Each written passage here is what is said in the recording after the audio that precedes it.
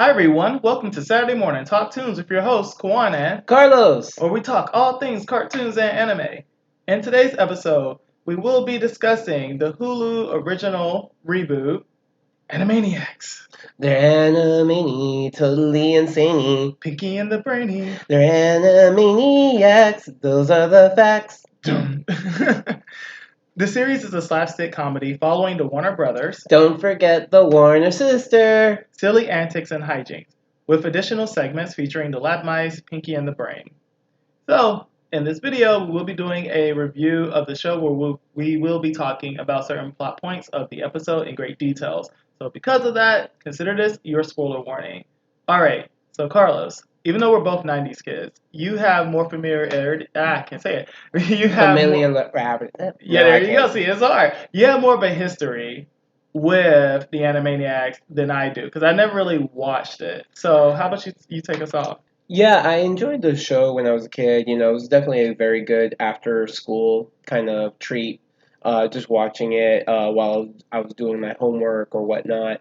And again, just making silly references about the 90s and uh, even some light political content that they would make fun of even back then. And also, what I really liked about this new reboot is how they brought back the voice actors, and these are legendary voice actors. You have Rob Paulsen, who voiced not only Yakko but Pinky as well. And again, you would know his work like from Raphael from the original Ninja Turtles, and even Donatello from the most current Ninja Turtles that they played. So, and then we have Jess Arnell. He played Wacko. He's also done voices like Crash Bandicoot. And finally, Tress McNeil, who, in my opinion, she has a job for life because not only is she Dot in this series, but she also plays Daisy from Disney. So, Yeah, so for me, I'm coming from like a background where I didn't really, cause yeah, it would be on TV, but I never watched it, never gravitated towards the series at all.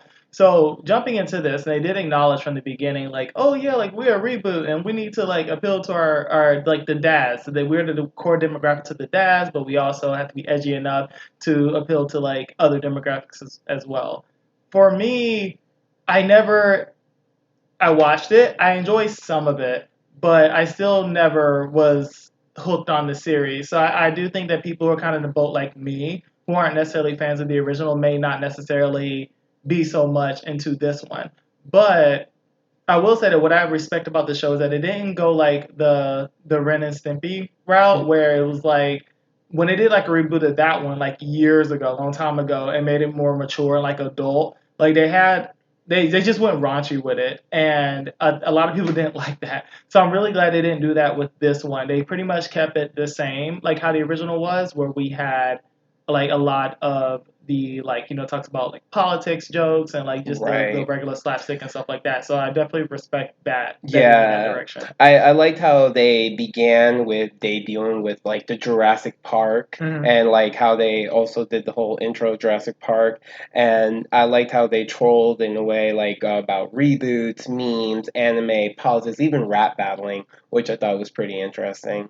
Yeah, see, the funny thing about that is because they even said at the end of that episode they were like, oh, like we know that we're selling out, so that makes it cool because like we're kind of like outing ourselves, and it's like, like yeah, that's kind of how I felt about it. It's like, oh, well, and I feel like they kind of try to rely on that throughout the entire show. Was that it's like, oh, we know we're selling out. They're like it's right in the theme song about them, like oh, you should see our new contracts with Hulu, and it's just like. Yeah, but the fact you're acknowledging that you are also like a reboot is like that's kind of how I feel about it. It wasn't entertaining to me. I get they were trying to be edgy about it, but it wasn't. And then also they talked about how the series was written in 2018 and Mm. trying to make it relevant for today. And I feel like that came across a lot where it was like, yeah, some of this stuff feels outdated. Like I feel like it was a discussion topic between 2016 2018, but not necessarily today. And I understand your commentary on that. It's just more like the way I see it is, they are a cartoon. It's not like they're like Saturday Night Live where they could do it live right there that Saturday. So it does take them time to animate. It does take them time to write up a script. But at least in some of the guesses that they did, I thought that was pretty cool because they made a mask reference, and at that time in 2018, we didn't even have the masks. Yeah, like, initiate all the conspiracy theories. But going from there, bouncing off to episode two, one of their shorter segments, I actually did like this one because it was a storyline that centered around Dot and her like fighting for Women's rights. women's rights or women's rights to vote and stuff. But then after women get their right to vote, she's like, oh yeah, I get to vote, and everybody's like whispering. She's like, hey, what's going on here? They're like, oh wait, cartoon women can't vote. Oh, I love that because I'm pretty sure that was a reference to like white feminism essentially Yeah. because it's kind of only for that benefit of that one demographic and not all women of color, and also how those rights leave out like individuals who are like AFAB or DFAB, which term you prefer, and then just or trans women and things like that as well. So I found that I Mhm. really thought it was a really fun episode because, like, okay, I think that's where you're going. I like this. Yeah, and no, and I like the fact that they acknowledged the 19th Amendment, and I'm also making a really cute song about it. And that's something else that Animaniacs is also very well known for, is that in a slight way of educating people, Mhm. they'll make musical references, like going back to the 90s, Yakko's World, learning about every country in the world, and then Wacko's United States capitals, and learning it very quickly. So I like, and that's due to a lot of thanks to the music composer Richard Stone, who was in one of the later episodes of this reboot. Yeah, but also in that same episode too, because there was a storyline that revolved around the Greek gods and everything, and how in the end we do see a certain president make an appearance, and then them kind of like as a Cyclops, and then them kind of making a joke about Right. that. They make a reference of a demigod for the Greek mythology, as Mhm. well as a demagogue and in politics. Yeah, but So which the Cyclops has two excellent eyes, even though it's a Cyclops with one eye. But yeah, so that's pretty fun because it showed that they weren't going to shy away from certain political things. But I think also I don't know. I feel like depending on where I don't think it dives so deep into politics in a way that it turns people off, like from no. either side off. Yes, no, agreed. Actually, even back in the '90s, they were pretty neutral on politics. They made fun of like both sides. So again, I feel like they're very neutral in the way they make their commentaries. Something else that was also kind of funny in this animated series, and I think it was a later episode, but I definitely noticed that almost every episode, not every, but they emphasize a lot on butts. And I thought that was kind of funny. So, like you see Pinky's butt, a guy's butt. It's just like, wow, they're really emphasizing a lot on that. Yeah, but going from But butts to buns, that was a really interesting episode too. And so the whole episode of buns which is not buns how you may think of it, buns as in bunny rabbits. They kind of use that as euphemism. as euphemism for gun control, and pretty much starts off with like one rabbit, then it multiplies to a bunch of them. They're all over the place and they're not regulated, and then from there, they threw in that little nugget about like, oh yeah, the U.S. should do what Australia did and essentially buy back the guns, Hmm. since there's so many out there. People may be like more open to that alternative. But so that was like another one of those episodes I really did like. It's like, okay, this is a really creative way of kind of acknowledging political stuff, but it's not too in your face, but it's out there. And if there's like a younger audience watching it, they're going to just enjoy it for like the cartoonism of it all. Right, and also in that same episode, that's when we saw that big reference to anime. Yes. So, and I love that. I thought it was really cool. I actually really enjoyed Yakko's. Yakko looked a lot like Goku. Hmm. Dot, I felt like they were going for a Sailor Moon reference. Hmm. I couldn't tell which way they were going with Wacko, but again, I loved all of it. It was just such a great, and I love how they were portrayed in anime form. Yeah, and then like another reference to in that same episode was in the end when they were talking about like the app and everything, Oh yeah, the different apps. Yeah, the I forgot the names that they gave them, but there was yeah. reference to current apps Scooter out was there. one. Yeah, exactly, and pretty much kind of acknowledging that hey, like all these cool apps, like most of the things you see on them are technically ads, and it's like oh, that's funny because yeah, I see you see that all the time. And not only that, but they even acknowledge the outdated. Mm. Which is also funny because even like making your comment about some of the content is outdated. At least they themselves even acknowledge it. So Yeah. But then bouncing off to like episode five, that one was a fun one. because that's the one where, and I kind of feel this way about the series too, is that there was just lacking extra characters because the only ones that we got were the Warner Brothers and the Warner sister, but then we also got Pinky and the Brain. That was it. Right. And even though I'm not super familiar with the show, I was like, I'm pretty sure there was more characters. Like, where are they? There were. I think what it was is that those five characters were the most popular characters. Yeah. Like even Pinky and the Brain had their own show. Hmm. But and I did miss the other characters, and it was also funny because the Animaniacs also acknowledged like, hey, we do seem to be doing most of the work right now. So they had a character.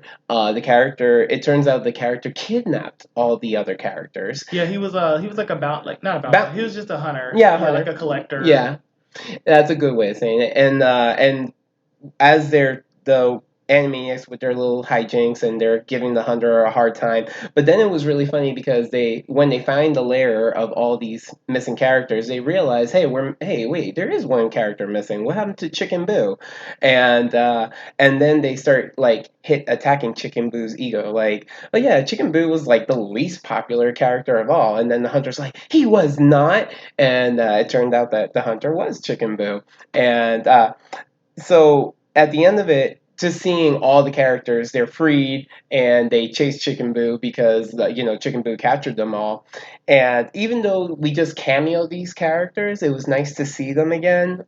Because I would love to have seen Slappy the Squirrel. She was actually my favorite character of the whole series. Yeah, that's kind of like where I'm coming from. I would like if we're gonna get this reboot, I would prefer that we kind of get the whole thing, like we get all of these characters because, and I get like, oh okay, like we're gonna like cameo them, and I guess maybe next season they may be able to get them. We don't know the contracts, we don't know the deals that were made behind the scenes, to kind of like why we only got the little that we did. But I think that I would have enjoyed it more because I like world building, and I think that's the thing too, is because we've had so many like episodic series over the years from like Lord of the Rings and the MCU and just the list goes on.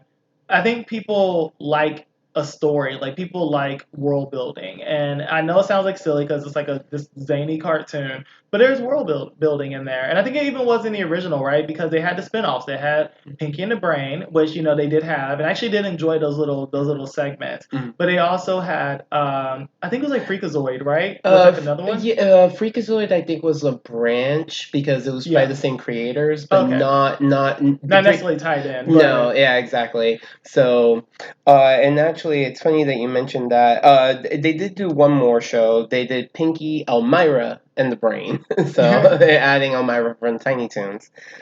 So, But yeah, I really would have liked to have just seen those additional characters be on screen more rather than them being cameo. Even if they were to actually be featured only in like one of the segments, like one of those characters, like one of the little segments throughout different episodes of the entire season. That would have been nice. this is just a theory on my part, but I think maybe just another part that they probably couldn't get the full character to have a line is probably voice acting. Just because who knows if the original voice actors for those characters, whether they agreed not to come back or they didn't want to pay. But like you said, we don't know what's happening in season two, so I know they're testing the waters just to see how successful this reboot is going to be. We definitely have a bunch of episodes that we can dive into, but I think one of the better ones is skipping to episode 9 and focusing on Pinky and the Brain. There was that one story where the future Brain came and was like, Pinky's the one who destroys like all of your hard work and all your plans. So if you just get rid of him, then you'll be successful and be able to take over the world. And like, and essentially, he like the future Pinky or the future Brain is trying to get rid of Pinky, and it was like, actually, future Brain is right. Like, why not you're not letting him do this? Like, present Brain. Like, I found that really funny. Out of like all of them, and even like I think it was in the first episode that Pinky did acknowledge. Yeah, Pinky did. Pinky acknowledged. He was like, "Oh yeah, the reason that I'm friends with you is because ultimately like our relationship is actually like toxic and abusive, and that's why I stick around rather than me trying to sticking around because I want to help you fulfill your dream. It's like, oh, I'm sticking around because I'm just used to this abuse." And so I found that really hilarious. I guess like how they're both kind of relying on each other in their Yeah, friendship. But it was like Future Brain was right, and it's like they could have been successful, but like yeah. because his brain was like, no, I'm gonna save Pinky. I thought that was pretty. I thought that was a really really fun Yeah, storyline. I did, and me personally, I do feel like, in the end, Brain does love Pinky, Hmm. and oh, by the way, just a little fun fact, Brain, who's voiced by Maurice LaMarche, and again, he's done a lot of work, especially in Scooby-Doo. He's now playing the new Vincent Van Gogh in that series. But yeah, you're right on that, the toxic relationship part. But yeah, going continuing on with with Pinky and the Brain. Actually, going back one episode with episode 8, the one where the Brain he's gonna run for president, but he needs a first lady. Hmm. He gets like a female mouse, and then like he makes her smart, and then but the thing is, the public they love her more, Right. and then she's in the running to become first lady, and they just thought that was like another like poke at politics once again, Hmm. like the fun behind that, because essentially it was the Brain who, because of his own jealousy, was like, no, I'm going to take her down because she was actually doing a great job in the Yeah. polls, and people really enjoyed her character, like really enjoyed like her message, the plan she had for the future, right? Right. So I did enjoy those feminist qualities that they showed in Julia. And, I think it's very admiring, especially in today's age. And we had another political episode, like back in episode 3. Yeah, once again focused on Pinky and the Brain, where this time it took place in the 50s, but they were posing as the senator, and it was just really funny because there was like all these side jokes of like, what, like we don't accept gifts from lobbyists, wink at the camera, and oh goodness, there were so many other things. Oh yeah, so it also got to a point where they came up with a plan to blackmail other politicians, and they were gonna blackmail them, but also saying that, oh, like, no, these politicians, they're mice, when they are secretly obviously mice, but they're mice posing as like the senator. And it was just pretty interesting because I'm not sure if that was supposed to be like a little plug of like, oh, like those politicians, they're rats, right? You can't trust them, but like, you can trust us. So it's like everybody's kind of pointing the finger at each other, like that Spider-Man meme. But yeah, it's like they're all just as guilty, and I love it when they poke fun at stuff like that. Because once again, this isn't like a political discussion where it's like right versus left. It's just like in terms of the message, like don't trust politicians in general. Hmm. And yeah, but there was an episode that did focus on a right versus left situation.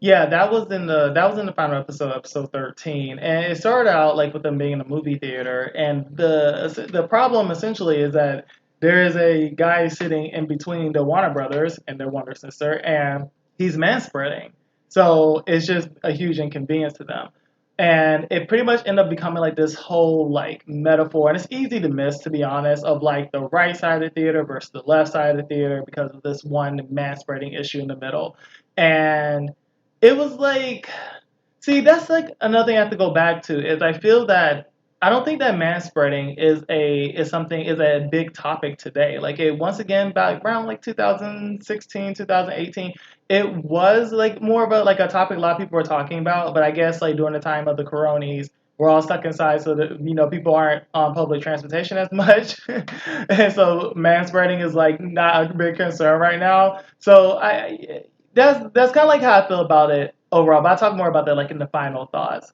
And overall, I just loved how they acknowledge a lot of things. Like I like there's one episode of turning everything cute, and I saw like a lot of references, like like I not My Little Pony, but just a lot of this super cutesy stuff. But I love how they also go polar opposite, all the way to making fun of it. The clown from the new movie It.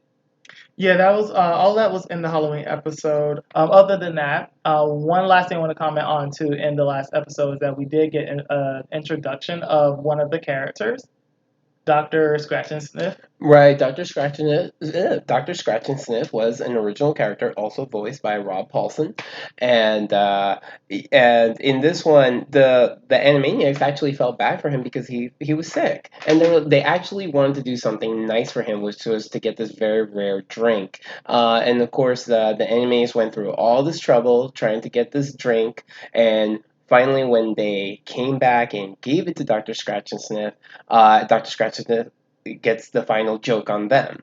Yeah, and then I was like, he's like, yeah, in this reboot, I'm going to be different. I'm actually going to succeed and stuff. But then unfortunately, he actually fails because his plan, it backfires, you know? But once again, so that's kind of like what I was saying before. I like how they introduced like that one character and we got to really see him in that segment. I would have liked to have seen more of that throughout the entire series, even if we Mhm. only get to see him that one time. But yeah, at least we got like what we got. Like I said, we don't know what happened behind the scenes. Mhm. Overall, though, because so now we're gonna jump to like our final thoughts.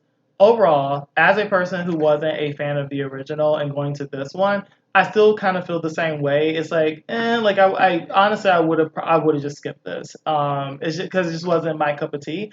I didn't hate it because like some of the things like, oh, okay, that was like a really cool joke here and there, but I also wasn't really in love with it. Not gonna lie, it was actually kind of rough for me to get through. There were some episodes I really enjoyed, but there were some that I didn't, and ironically, I enjoyed the segments with Pinky and the Brain more when usually I get annoyed whenever something like that happens because it's an ongoing story of like, you know what, I know what it is. It is a nostalgia because in an ironic way, I actually watched more Pinky and the Brain growing up than I did the Animaniacs. And it's funny for me because I felt the opposite. I enjoyed the Pinky and the Brain skits when they were short. I didn't care for it too much when they were longer episodes. And but in this, also going back in nostalgia, no, it was still really nice to see. It was good. Yeah, you're right. Like not every episode is like die hard funny, but I still enjoyed it and I appreciate the humor. I love the references, everything they make, from everything turning cute to making fun of it to even in one episode that they get locked in a smart car, where I've actually heard stories about that, where people have gotten locked in their own cars. So. So, okay, so is there anything you feel like that could make the series better, like that it can improve on for season two? I'm always bad at that. I'm always bad at what to predict. So whatever they can make or gather, you know what? If anything, I hope that they can still improve on the music. I did enjoy some of the songs. This one, it is hard to compete to what they originally did back in the day, but I did enjoy some of the songs, like the cute song, the reboot song. Hmm. Also, I enjoyed the First Lady song, not as much as the President song that they did back in the 90s, but I still enjoyed it. Yeah, and not sure if we mentioned it, but the First Lady song was featured in the last episode, episode 13. But yeah, the fact that now that I think about it, because we didn't mention that, I like the cute song as well. But yeah, I agree with you. I wish the songs were better because even though I wasn't, like I said, I wasn't like a fan of the original. I know, well, not know it, but I in my head I know it enough anyway. Like the Wacko, his song about like the different states, right? So that's something that is still like in my brain somewhere, even though I didn't watch the show like that. So I feel like that's something I was definitely missing from this one. And like I've already said a billion times, I would like to have seen the side characters more. I would like to have seen them like make more cameos throughout the entire episode Okay, of the and show. I will say that hopefully, I hope that season two they can bring that back. Hmm. And obviously, the references to the past were great for the nostalgic generation, and also the current event jokes were good for the new generation. Yeah, I would say that more relevant jokes. I know that's really difficult because at the time they wrote this, but that's I don't know. They have to kind of speed that up a bit because I know there's other shows like South Park. Granted, South Park they make their episodes within a week, Yeah. but they need the episodes need to float around more current issues and stuff like that, so it doesn't feel dated. And that's the unfortunate thing about the show is that it felt dated. And shows like this, because they rely on like what's going on currently in the world, they get dated really really easily. So that's something that I would like to see in the next season. Just like more relevant jokes. They don't have to be like things that happen that very week, but definitely something that happened within The that year that year. we're probably still going through. Mm. I would like to see more of that. Hopefully, because this was more of a test season, probably Yeah. maybe they will be able to do that better this next season. All right. So, do you have any last words? No, tune in for future episodes. All right, everyone. And so, with that said, we will be tuning out. And also, make sure to comment if you know want to ask something, even got a critique for us. Also, feel free to subscribe if you like to hear like what we got to say. Feel free to subscribe, and also make sure to click that notification bell so you can be updated every time we upload a video. And also, if you like this episode, give us a like or you can give us a dislike. It's all up to you, personal free will. And if you want to still engage with us more, you can also get in contact with us by following us on Twitter. We have a Twitter now. And it is SM Talk Tunes. We will make the link or something available in the description below. And yeah, so until next time, everybody, we're tuning out.